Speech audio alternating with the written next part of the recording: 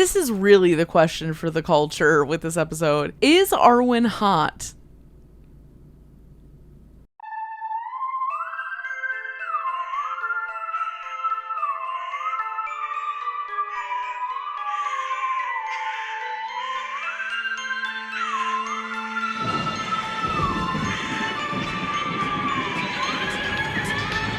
Welcome to Sleepover Cinema, where we analyze the media that created the collective unconscious of those who love a classroom Halloween party.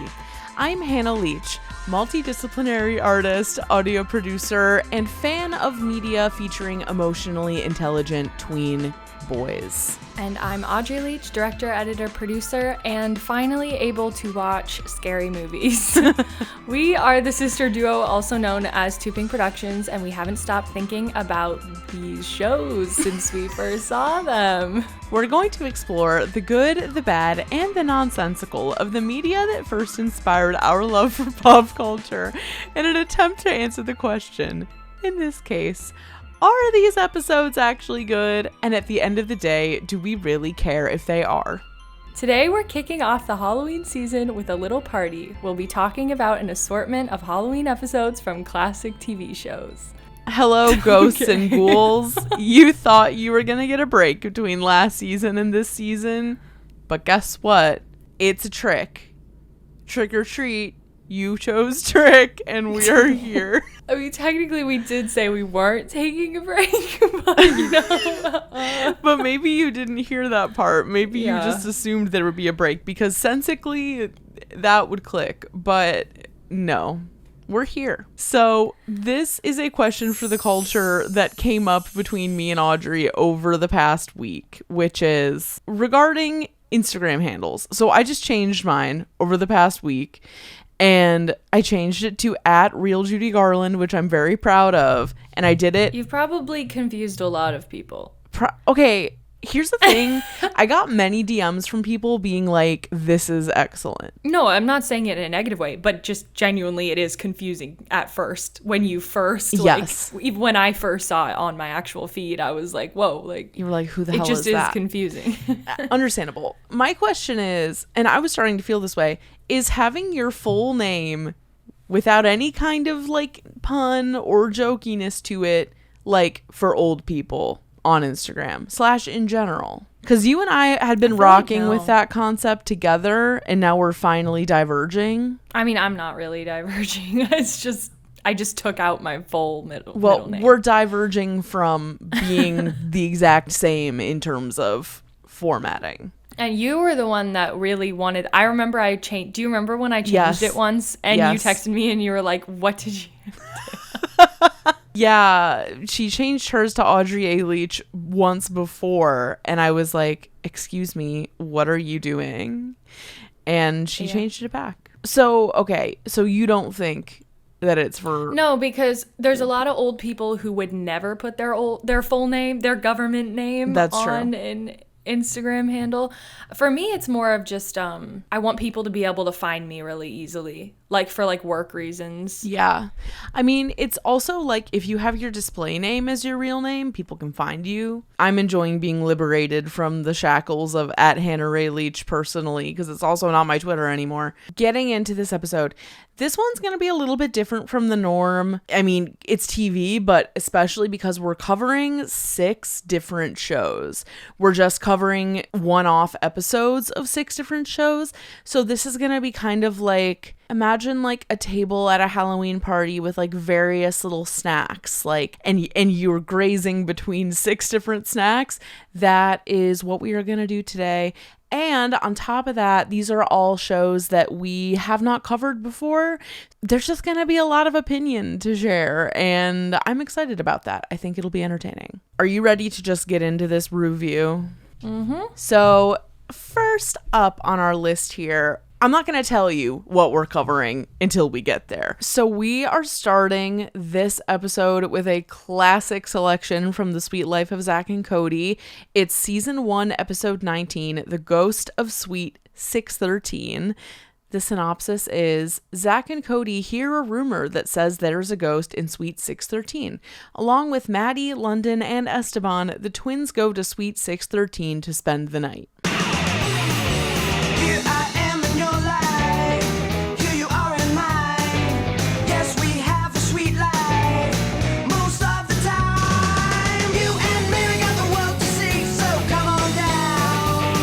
Before we talk about the specifics of this episode, what are our thoughts on The Sweet Life of Zack and Cody overall as a show? To me, it's like the perfect balance of boy show, girl show.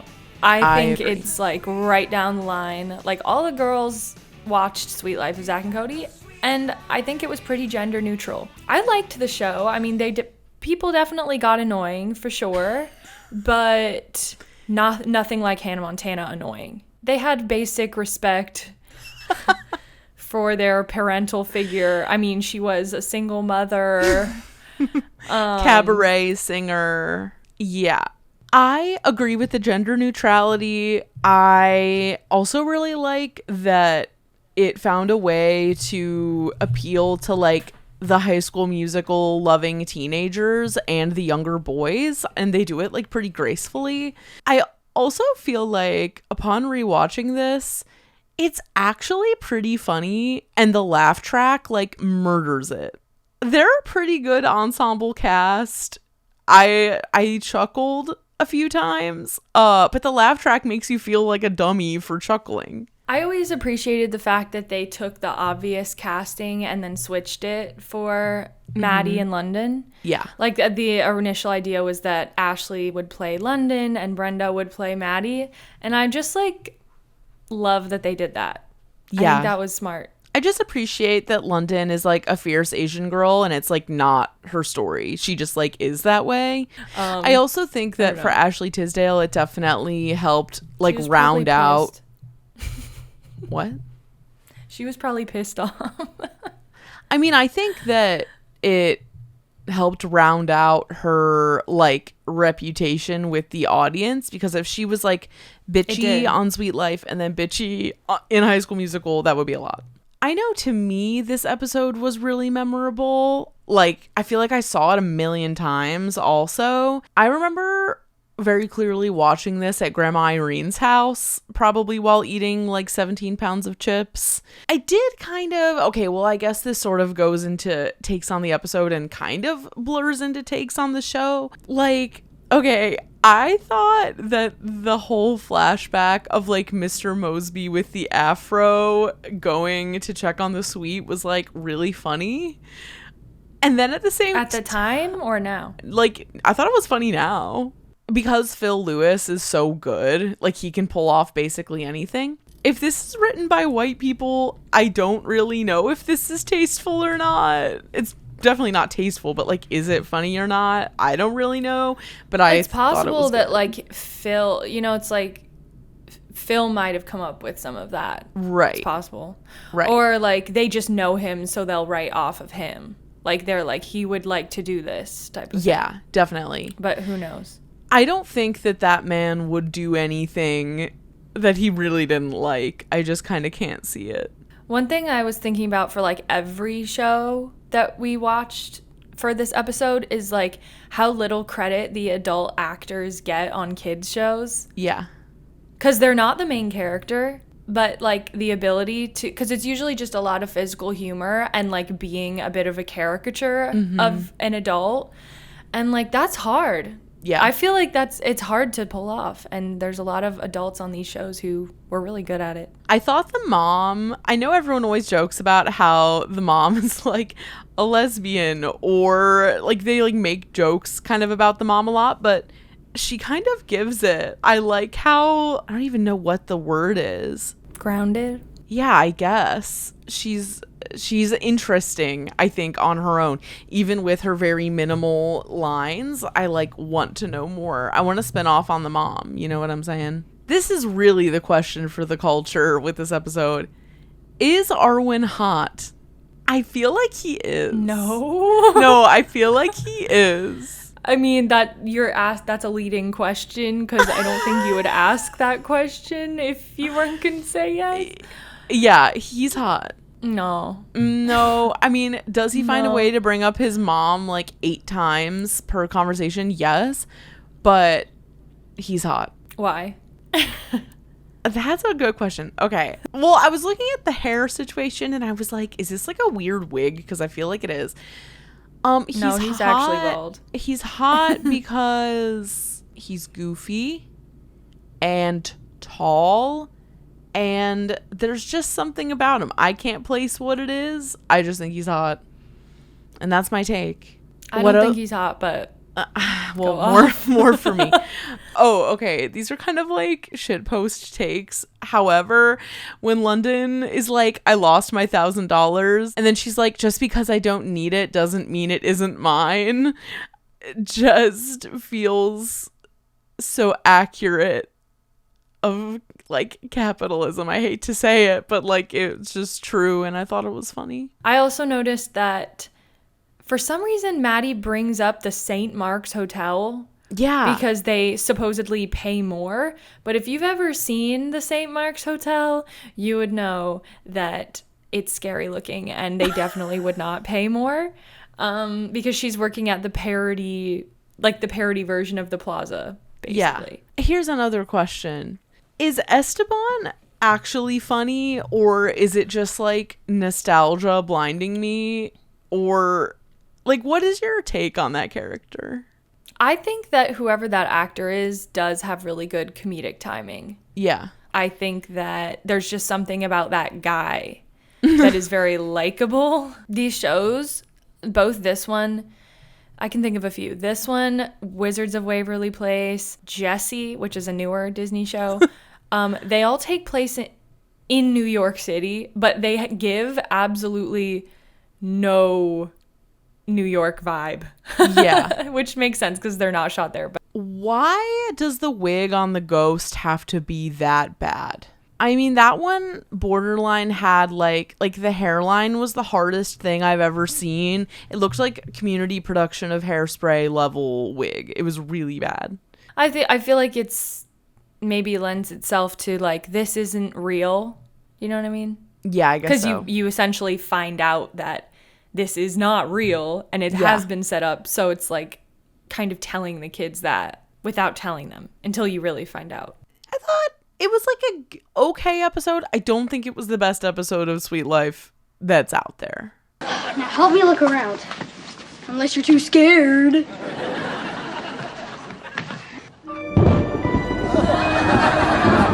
Excuse me. Is this yours? Yeah, thanks. Don't mention it.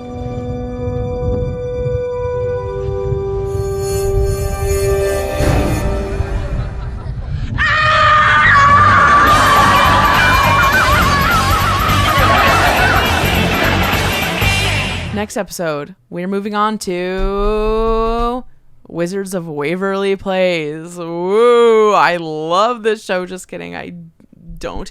Okay, I don't think you watched it, really. Well, we're going to get to that. This episode is season 3, episode 2, creatively entitled Halloween. And this is the description. The Waverly Place Merchants Association tells the Russos their haunted house isn't scary enough. I'm just going to start off by saying that I really only ever watched this show while babysitting in like 2009. So to me, it feels like this show was like made in Disney Channel AI, and I'm kind of just like, what the hell is this? But it is a beloved show, and we didn't want to like ignore it. But obviously I'm a hater, if you can't tell already. What do you think about this episode? Well, first of all, did you clock the Rent parody poster in the background? No, I didn't. It says sublet. Okay, clever set design. Yeah, I mean, the show has absolutely no New York energy, but imagining that restaurant on Waverly Place makes no sense at all. It looks like it's in a subway station. Is that what it is? That's like the theme. That's not even a thing that exists. What do you mean? You could have a Subway themed restaurant if you wanted to. No. That's not what I mean. Wait, is that what it is? Is it a Subway theme? Yeah. This whole time I thought because they make subs. No, I hear you. This whole time I thought that it was a restaurant in a subway station, not a Subway themed restaurant. Yeah, I don't think it's in a subway station because you see the door. Like, the door is shown. It never clicked for me. Also, doesn't Subway sandwiches... Whatever. No, not Subway sandwiches. No, I get it, but I'm just saying Subway exists, so it's confusing. But I have to say, I actually think that Alex Russo as a character is a lot more redeemable or like nice even than Miley. To me, even at the time, like in 2009, Selena is like by far the most tolerable actress of that bunch. Like, she makes it make sense. Like, the bitchiness makes more sense. And she seems to be a more appropriate amount. We weren't ever gonna be as directly and consistently like mean like Miley was, but Alex just has like an attitude. Yeah. Like, it's not like her being like, go away, leave me alone, I never want to see you again, you know? Yeah. I also just want to say, I don't get why they feel the need to do Harper so dirty constantly. Like, why is she dressed like that? It's her passion. To dress like a weirdo? I'm happy for her then. Straight up. She's achieving her dream then. I'm glad that she's living her passion. Well, her and, I don't know if you've seen this, but her and the dad have a podcast together now about this show. I've watched some of it. They like had Selena on one episode, and Selena was really like nice, obviously, and was like super gracious and was like, I'm really grateful for the show, and like we had like a really low drama experience, blah blah blah. But the way that the actress who plays Harper, Jennifer Stone, I think that's her name, the way that she talks about like her post Wizards experience, it's like very indicative of what most Disney kids experience. Not most of them don't break out in the same way that like Selena did, but it just, I can imagine how hurtful that would be to experience, like as a young person, like thinking that you're at the top of your game and that you're gonna get plucked into like real, you know, like adult stuff or whatever, and then it just like doesn't happen and you're like confused. I can imagine how scarring that would be. Yeah. And then she like, I'm pretty sure she like went and became a nurse or something for a while, and then not a nurse, but like didn't stop acting. Like she's always acted too. Okay. But it's just like, if I was her, and actually this is very relevant because Ned's Declassified also has a podcast now. I just don't know if I would do it if I was them. It's probably real tempting, I know. Yeah, well, it's also probably a money thing for them. Yeah, it's a job. They know that it's they know that like hundreds of thousands of people will engage with that content. Yeah. So like I get it, and you know they're always constantly talking about how like people still approach them in real life all the time and say like, you were my childhood. Can you imagine how like annoying that would get? Being told that you were someone's childhood at the age of like 34. Like, that's a bit much. Especially if the person is like not that much younger than you. Sacrifice their own childhoods for like other people's childhoods. You know, for other people to have a childhood. It's super strange. That is really weird. Just all I was gonna say about the actual episode, the premise I think is like one of the worst premises ever. Why does it immediately have to be, we need to prove that we can keep our haunted house? I'm like, what kind of weird association is this? Like, wait, you mean like the Merchant Association or whatever? Just like the guy who comes and is like, you need to make your haunted house scarier, and then at the end he's like, you made it too scary. Like he's like the judge of how scary the local haunted house should be. Like it's just a weird premise. I think it's so weird that there are like these paranormal elements to the show that you borderline can't even tell are paranormal. Like, I loved that when they went to the underworld, it just like looked like the set of like a mid-budget high school production of like something. I don't even know what. It's because Disney Channel shows are so DIY, and Wizards has so many DIY like VFX and practical effects, which is like kind of fun. I'm sure they had a lot of fun figuring those out, but like they just didn't. They don't have the they don't have the budget for these little cheap studio shows to do what the script was like implying. When they get like the actually scary ghost to come to the haunted house, but he like isn't being scary, but then he does that scary face. It got me. I was startled. Really? I was startled. I will say. I didn't know what to expect. Yeah. Because you kind of think nothing is going to happen. Like, no one will ever look scary on a Disney show. Yeah, it was actually rather scary. It was more surprising, I think. The last thing I'll say is that the Selena Gomez t-shirt that said costume on it, it like made me cringe, but also was kind of okay for the character, I guess. It kind of reminded me of, did you ever, well, you did rewatch Glee, or I guess I should say you watched Glee, you didn't rewatch Glee. You know that number where they all wear their label on their shirt? Yes. The one is like lesbian. It reminded me of that. Yeah. I cannot wait for us to do a Glee episode because I will do everything in my power to get a Glee guest. You better start today. I know I better get going. Got a scarier face. Want to see it? Yes, do it. Boogly boogly!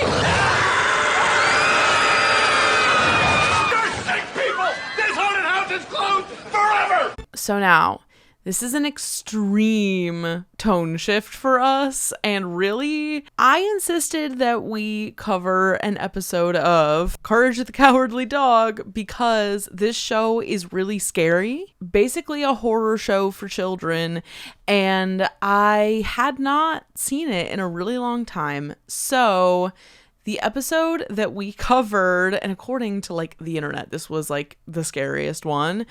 It is season 1, episode 4, called The Demon in the Mattress / Freaky Fred. But Freaky Fred is really the one that everyone was like worked up about. Okay, so for some reason, the plot synopsis was only about the demon in the mattress, which is just like Muriel, who's the grandma, needs a new mattress. And it turns out the mattress, is delivered directly from hell, which is really funny. There's a demon in the mattress, as the title may suggest. But then we have Freaky Fred, which is just an episode about Muriel's nephew, Fred, showing up to visit. And everyone's like, he's a freak. I don't want him around here. But Muriel is happy for him to be there. It proceeds to be really unsettling. We interrupt this program to bring you Courage, the Cowardly Dog Show, starring Courage, the Cowardly Dog.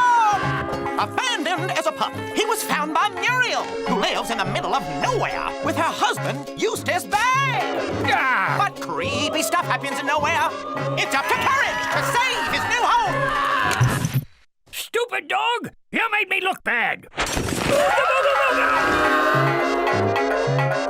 Childhood memories wise, we didn't have any for this show. We did not watch it. And now that, I mean, or it was more of a thing like we would watch Cartoon Network, but if it came on, I'd be like, hell no, and like not watch it.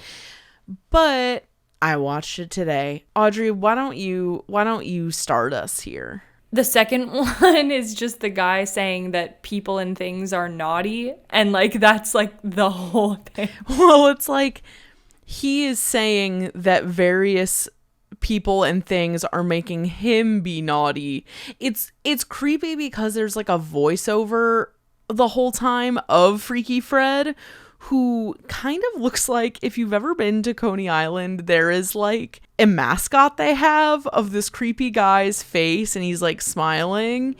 Freaky Fred is way, way, way, way worse than that. His whole thing is that he's not a barber per se, but he has a passion for cutting hair. And the main thing in the episode is that he like force shears Courage when they're locked in a bathroom, while like regaling Courage with all of these stories of him having like pushed it too far and like cut various people's hair off. And it feels very symbolic. And like, it just, if any of you listening were fans of the show, like, talk about it on Discord or something, because I want to understand you, because I would never watch this show ever. It's just, it wasn't a pleasant watch for me. Like, I wasn't enjoying it. I can appreciate how weird it is for a children's network. Yeah. But a lot of shows that they chose for Cartoon Network were strange. But like something like Foster's Home for Imaginary Friends, I remember liking that show. the thing about Cartoon Network and why we really weren't that big of Cartoon Network girls is just because the shows they chose to put on the network were way more of like artistic experiments in a lot of cases than the stuff on Nickelodeon. It's like Adult Swim for children. It's more about like the art of cartoons and like the variance of it than it being like, I think maybe a lot of adults would be like, oh, it says cartoons in it, so it must be for kids. And like, it's kind of for kids, but it's really more like rated G or rated PG cartoons and then like rated R cartoons later on, I would say. I will add though, there were several times when I was watching this that I did laugh out loud. I thought that this show was really funny. I also just love that Courage is just like vividly having a mental breakdown, like basically the entire show, which I know for some people might be annoying. I find it to be really funny. There were also just some really good jokes, really weird and good jokes. I love that Courage and the grandpa find directions to perform an exorcism, and everyone is just like, this is a kid's show, or like, this is a thing kids could watch. I really enjoyed it and thought it was really weird, but also Freaky Fred was very uncomfortable to watch. And I sent a picture to Audrey of the expression I had the entire time I was watching it, and I was confused and a little revolted. It feels more like the people behind the shows are like indie film kids, than they are like corporate people. Yes. If that makes sense. Yes. Which is a good thing. Like, I'm not shitting on that. That I love that, like, anything that feels more authentic can like slip through the cracks and get on a major network. I think that's cool. Yes. I don't know. I don't know about this one. Yeah. I think, again, if you are a Courage the Cowardly Dog fan, seriously, if you're not in the Discord already, you should join it, because I think I am curious to find out why people like it. Josh loved it as a kid, so I'll ask him why he loved it. Alone was I with tender courage, and all his fur, his furry furage, which I say did encourage me to be quite naughty. Actually, at this point, it's time for us to take our break. We have 3 more episodes coming up to discuss, and I'm really excited about all of them. We will be right back.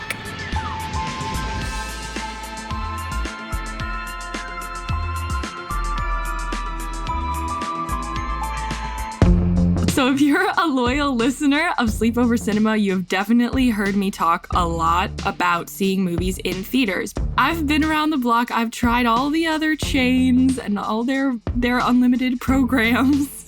And guess what? Regal Unlimited is where it's at. Regal Unlimited is the all-you-can-watch movie subscription pass that pays for itself in just 2 visits. You can see any standard 2D movie anytime with no blackout dates or restrictions. When you want to watch a movie in a premium format like 4DX, IMAX, RPX, or ScreenX, your Regal Unlimited membership gets you into those premium experiences at a reduced cost.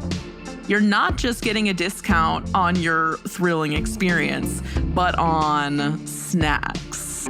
I could have $5 left in my bank account, but I am going to get popcorn and an icy.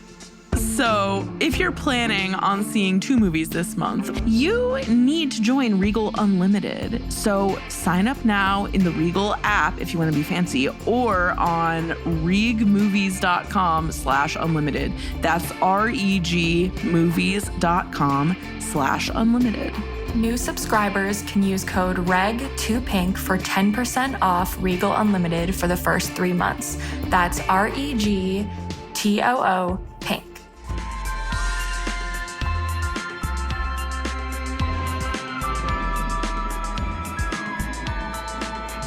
Okay, everybody, welcome back to our multi-episode, multi-show extravaganza show of Halloween episodes of various shows from our childhood. We're going to kick off Act 2 here with one of my childhood favorites, Ned's Declassified School Survival Guide. We're going to be talking about Season 3, Episode 5. The title of it is Halloween, Vampires, Werewolves, Ghosts, and Zombies. And the description of the episode is Ned, Mose, and Cookie plan the school's Halloween party. And then the second half of it is Ned is a vampire who must avoid summer school. Coming up, looking out, I'll survive, no doubt. Never fear, bring it on, break it down, what's in my way.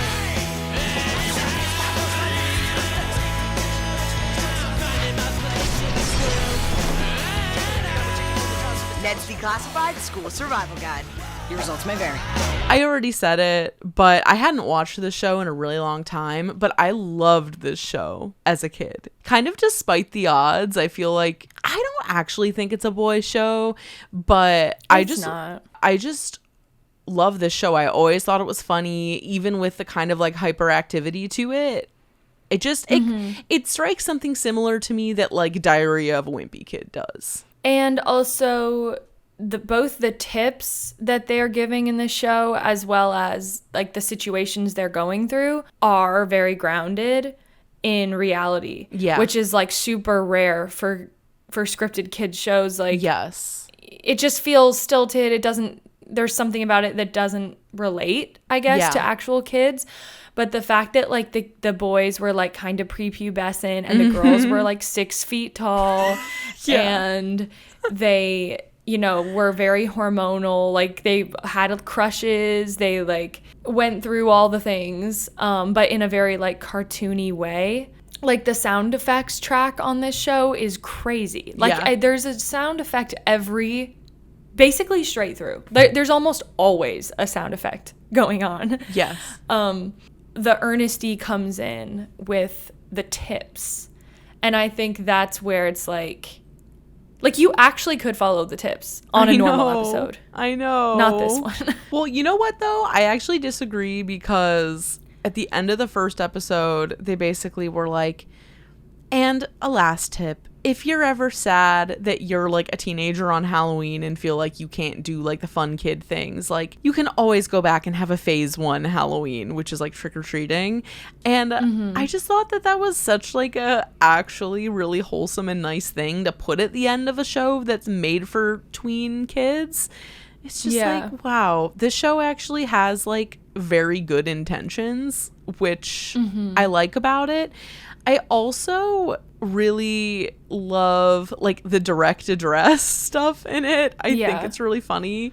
I also just think that you can really tell that the people on this show are having like a lot of fun doing it. Yeah, that's like all they talk about on the podcast. It would seem, the way that they describe it is that they also were like super low drama, everyone got along, and it felt like it kind of felt real to them in a sense. Like also, you know what I didn't know is that Lindsay Shaw, who's Mose, and Devin Werkheiser, that's his name, actually dated for a few years. Really? Yeah. Not like they like were on fell the in show. love. Like yeah. When they were into each other on the show, they also were into each other in real life. Oh, of course. Of course. And the thing is, like, and then, you know, they broke up. Actually, Lindsay Shaw's had like a lot more of a difficult life than I knew. Like she fell into drug addiction after the show, and she was on Pretty Little Liars for a while, and she played a lesbian role on that show with Shay Mitchell. She was like in a couple with Shay Mitchell, and her family, like, they didn't disown her because she was already an adult, but like they didn't approve of it type of thing. And now she's like sober and like has recovered and stuff, but from what I can tell, it seems like they kind of fell out of contact for a while, but they talk about how they like broke each other's hearts and stuff. Like they like they like had a whole history, and now I kind of feel like they're still into each other. Wait, so are they both on it? Yeah. All 3 of them are on it. So I'm speaking of this is kind of a side note, but I've been taking a break from Secret Life of the American Teenager because I need more mental space in general, but I love Francia Reza. Like, I love her. She's like one of my favorite celebrities now. And I found an episode of her talking, or she was on Josh Peck's podcast. They were trying to not talk about their projects, but they just like were. But like there's with a lot code of that. names, yeah. But it was very obvious what they were talking about. I mean, the second half of this episode is just completely batshit. Like, they just like completely took away any sense of reality, which I'm fine with. Like, it's fun for a Halloween episode, but it was jarring at first. Like, I didn't remember it. I was like, are they playing? Yeah, and in this alternate dimension, it's like Ned is a vampire, Cookie is a werewolf, Mose is a ghost. Her whole plot becomes about trying to kill someone so they'll be her ghost friend, but not in like an evil way, in very much like a, oh man, like I don't have any friends kind of way. And I feel like just like the tone of this show makes it all possible to like get away with weird jokes and kind of strange subject matter. Like, the first episode is that they think they killed the principal. And so they're like carrying around the body of the principal all over the school and being kind of like rough with it. And just because the show is so lighthearted, it gets away with it. Did you notice Austin Butler in the background? No. He's an extra. No. In what part? Yeah. Well, he's in the show quite a bit, like over the whole thing. Is he the one who was in Glee? No, you don't know who Austin Butler is? I mean, I know his name, but like, hold on. He just played Elvis. He just yeah. Okay, who am I thinking he was of? In the Carrie Diaries. I'm thinking of Sam from Glee. Who is that? Cord Overstreet. Okay, I get them confused. I don't know if that's like illegal or not. I saw Cord Overstreet on Raya. Are you on Raya? Yeah. Wow. Did you match with him? No. How are you on Raya? What do you mean, how? Don't you have to be like a celebrity to be on Raya? No. Do you have to be in the industry? They do have to approve you, but you don't have to be a celebrity. I'm a local. What can I say? I'm happy I don't know what this shit is. It's a waste of money. That's what it is. Yeah, I mean, it worked for me. It was entertaining. Yeah, I liked it. It was good. You should watch this episode. It was really, really good, I thought. Okay, now let's get our story straight. The haunted hallway was Cook's idea, right? You disturbed my spirit, and I want to party.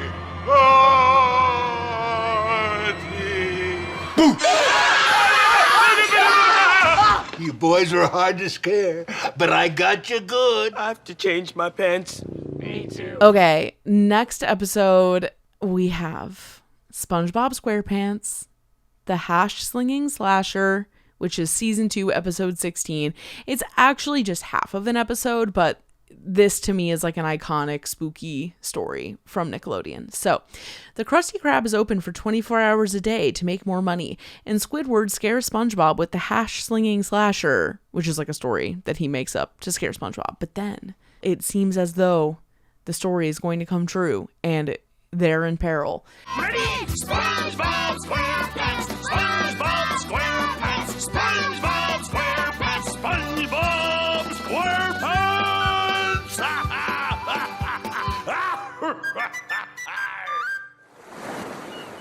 My main thing with this episode is, as you may remember, at the end of the episode, they find out that, well, they don't, it's like kind of like a like throwaway joke at the end. But like the lights had been flickering on and off in the restaurant, and they like figure out the source of all of the other spooky things that are happening, except for the lights turning on and off. They look over and it's like a photo, very SpongeBob style, like photo of Nosferatu, which is like a old classic Hollywood vampire movie. He was so scary to me as a kid. I will never forget sitting in Aaron and Julia's living room, Seeing that for the first time, it like took my childhood breath away in a bad way. I was so scared of it. I feel like it was to the point where like if I knew the episode was on, I just turned it off or like didn't watch it. That's funny. Until I knew it. Yeah. And like then once you're familiar with it, it becomes fine. Yeah. You're just not expecting the change of style, especially. I remember when it would come on after the first traumatizing time I watched it, I would always be like, oh shit, like I gotta make a decision. Like, am I gonna watch it again? Or am I gonna keep it moving? Like, oh God. But I would want to watch it again because I like wanted to face my fear of the Nosferatu shot. And at some point I did, after like many times of deliberating, and it was not as scary the second time. And I felt really proud of myself for like seeing it again and not freaking out. Yeah. The more SpongeBob I watch as an adult, the more I realize that it's very smart. It's actually very smart. Yes. It's also, as I was listening to the episode and watching the episode, I was like, this show is so ingrained in pop culture and in like our generation's mode of communicating that you like don't even realize you're referencing SpongeBob a lot when you do it. Yeah, the one that I wrote down was at night. That Yeah. one. Yeah. Also, that character right at the end who was like, I hung up because I was nervous. Yeah. That was so cute. I felt so bad for him. I know. That's the kind of character that I could see you really being sympathetic with. He is just like a little dweeb. But it is so like cute. I remember, so it was weird because I remember the story taking like way longer to get to the end when I watched it as a kid, and then watching it this time I was like, oh, it's like this 10 minutes. This is like 10 minutes. Like it goes really fast. I loved it. I laughed out loud when at the very beginning, two things. One of them is when the customer outside the door is like, I'll give you my money if you open up again. And then Mr. Krabs is like rocket launched from somewhere very far away and like crash lands on top of Squidward. I just thought that was really funny because like, why does that happen? I don't know. And then the other he part, heard money. No, right, but it's like, why is that the way he entered? I just thought that was a funny way that he entered. The part when SpongeBob is celebrating the fact that they have a night shift now, and he's like on the register going night, night, night, night, night, night, night, night. Like that made me laugh out loud. I thought that was ridiculous. Overall, I think this is like a really, just like a good little episode. It definitely held up. Mm-hmm. It's a fable of our generation. It is a fable of our generation, 100%. Where were you when you saw the slinging slasher? That's actually Nosferatu. I was not aware of Nosferatu at the time. Yes. So I just thought that was the slinging slasher. And I'm sure a lot of people listening are still not aware of Nosferatu. Get away, welcome here! Can I have a job application? I brought my own spatula. I called earlier, but I hung up because I was nervous. Do you have references? Wait! If that was you on the phone and you on the bus, then who was flickering the lights?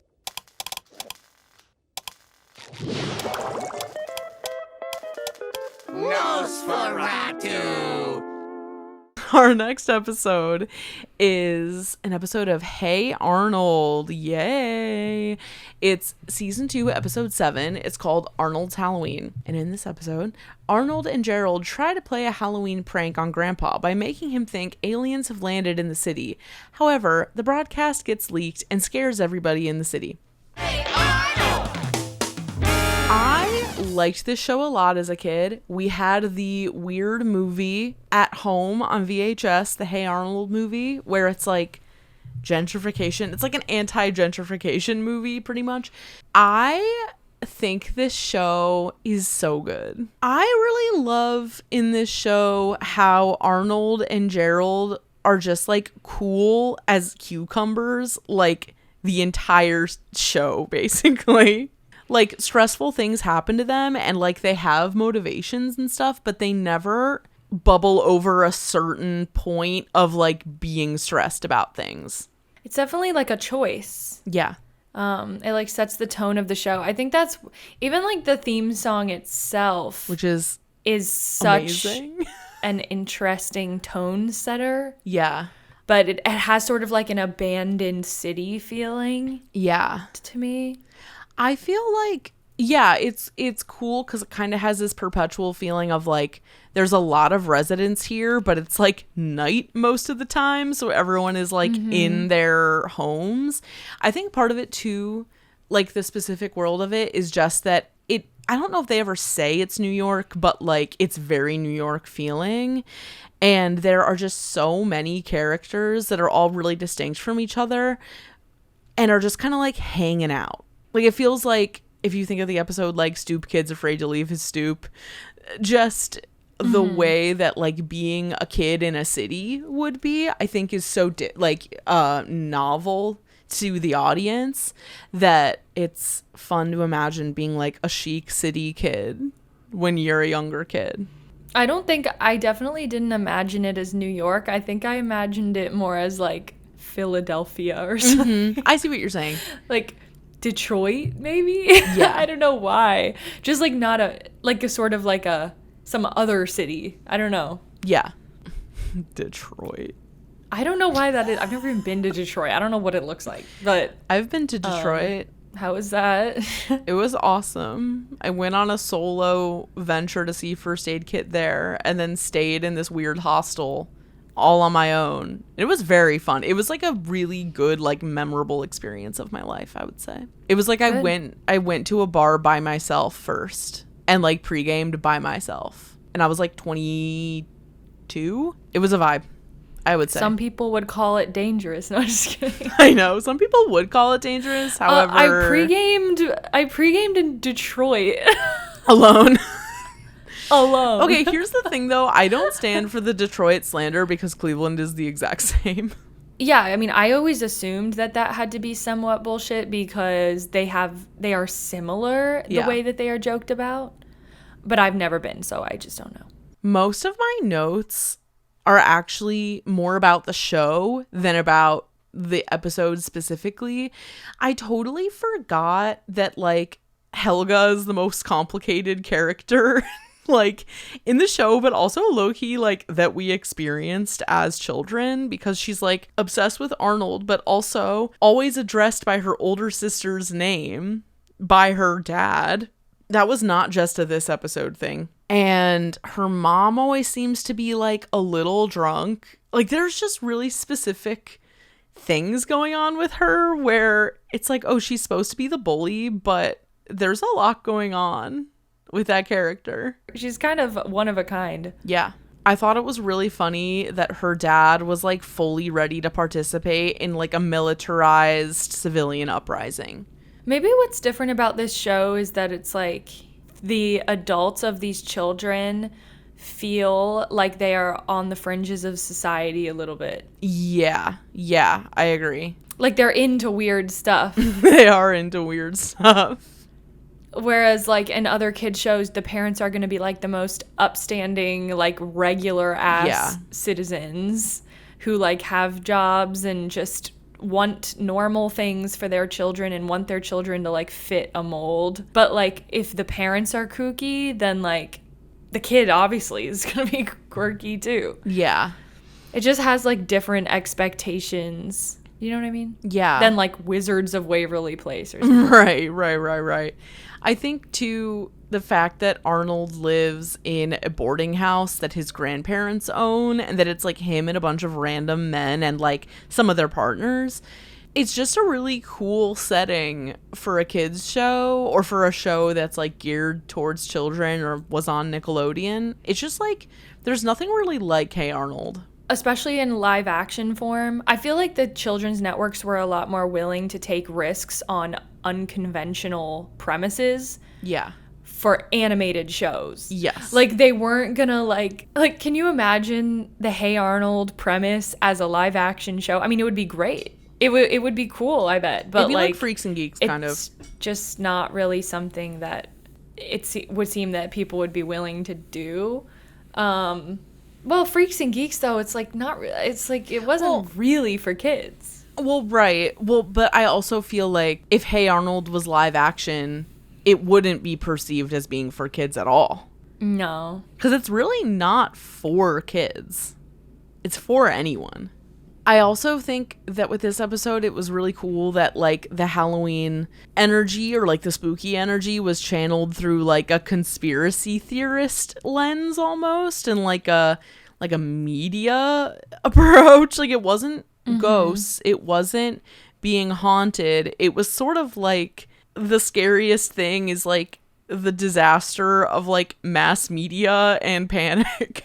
Trick or treat! Yeah! It's the aliens! They're here! What side, Gramps?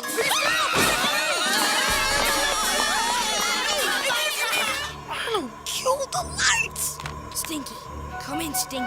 The eagle has landed. I don't see no eagle here, Arnold, but I'm gonna go ahead and plug in the mothership.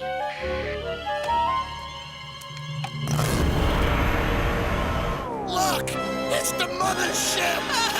It's the end of the world! So now we're gonna rank them? Yes. I don't think we should rank by spookiness. I think we should rank by how much we enjoyed watching. For me, the bottom is Courage. I knew it would be. Oh, this is kind of hard now. I know. Courage, I know, is bottom. Wizards of Waverly Place. Then Sweet Life. Then Hey Arnold. Then Ned's, then SpongeBob, I guess. I want to give the Slinging slasher her justice. Okay. I'm glad that you are, because I really enjoyed watching certain things more than others. Like I didn't have that many notes for Slinging slasher. It's great though. Like, SpongeBob is amazing. Like, I'm not shitting on it. Mine goes, it's actually kind of in the order we watched them. So Wizards, then Courage, then Sweet Life, then SpongeBob, then Ned's, then Hey Arnold. I feel very tempted to rewatch Ned's and Hey Arnold and SpongeBob. First of all, to the listeners, welcome to spooky season through all of these episodes. And I also think that this was secretly a really good way to touch on a lot of shows that we may or may not ever do full episodes on. It's kind of like the boy episode, but not quite. I don't know. I was happy to take a tour through all of these again, with the organizing factor being Halloween. I don't know. I could see us doing an episode on all these except Courage. I'm not doing that.